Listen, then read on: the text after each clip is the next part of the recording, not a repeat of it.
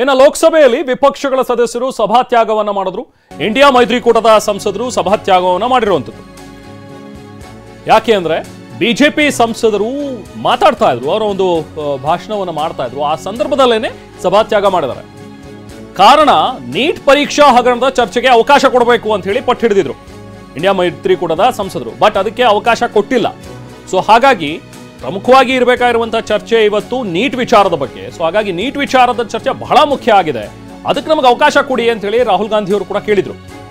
ಆದರೆ ಯಾವಾಗ ಚರ್ಚೆಗೆ ಅವಕಾಶ ಕೊಡದಲ್ಲೇ ಬೇರೆ ವಿಚಾರಗಳನ್ನ ಅಲ್ಲಿ ಪ್ರಸ್ತಾಪ ಮಾಡಲಾಯಿತು, ಬೇರೆ ಸಮಸ್ಯೆಗಳ ಬಗ್ಗೆ ಅಲ್ಲಿ ಚರ್ಚೆ ಮಾಡೋದಕ್ಕೆ ಅಂತ ಹೇಳಿ ಅದನ್ನ ಅನುವು ಮಾಡಿಕೊಡ್ಲಾಯಿತು. ಆಗ ನಾವು ಸಭಾತ್ಯಾಗ ಮಾಡ್ತೀವಿ, ನಾವು ಇರೋದಿಲ್ಲ ಲೋಕಸಭೆಯಲ್ಲಿ ಅಧಿವೇಶನದಲ್ಲಿ ನಾವು ಪಾಲ್ಗೊಳ್ಳೋದಿಲ್ಲ ಅಂತ ಹೇಳಿ ಇಂಡಿಯಾ ಮೈತ್ರಿಕೂಟದ ಸಂಸದರೆಲ್ಲರೂ ಕೂಡ ಸಭಾತ್ಯಾಗವನ್ನು ಮಾಡಿದ್ದಾರೆ. ये जनादेश मोदी जी के नेतृत्व विकसित भारत के संकल्प की सिद्धि के लिए है। ये जनादेश मोदी जी के नेतृत्व विकसित भारत के संकल्प की सिद्धि के लिए है। ये जनादेश मोदी जी के नेतृत्व विकसित भारत के संकल्प की सिद्धि के लिए है। ये जनादेश मोदी जी के नेतृत्व विकसित भारत के संकल्प की सिद्धि के लिए है। ये जनादेश मोदी जी के नेतृत्व. ಸೊ ಲೋಕಸಭೆಯಲ್ಲಿ ವಿಪಕ್ಷ ನಾಯಕ ರಾಹುಲ್ ಗಾಂಧಿ ಕೂಡ ಮಾತನಾಡಿದ್ರು.